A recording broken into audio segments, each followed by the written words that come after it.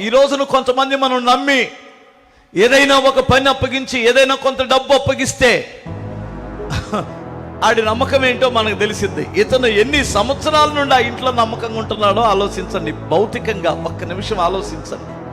నీ యజమానులు నిన్ను ఎవరైనా నమ్మి నువ్వు ఒక గుమస్తాగా పనిచేస్తున్నావో, కొట్లో పనిచేస్తున్నావో, లేదు ఒక సంస్థలో పని చేస్తున్నావో, నువ్వు ఎక్కడ పని చేస్తున్నావో, నిన్ను నమ్మి ఒక పని అప్పగిస్తే నీ నమ్మకం ఎంతో ఒకసారి ఆలోచించండి.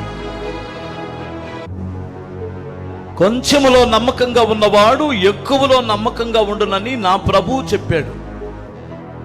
కొంచెములో నీకు అప్పగించిన ఇంతలో నమ్మకంగా ఉంటే పెద్ద దాంట్లో కూడా నమ్మకంగా ఉంటావు. నీకు ఇచ్చిన ఇంత దాంట్లోనే నీ మాట మారింది, నీ చూపు మారింది, నీ క్రియలు మారి, నీ స్టైలు మారింది. దయచేసి గమనించాలి. నీ వాతావరణమే మారిపోయింది కాస్త రాగానే. ఇంకెక్కడ పైకి లేపుతాడు దేవుడు?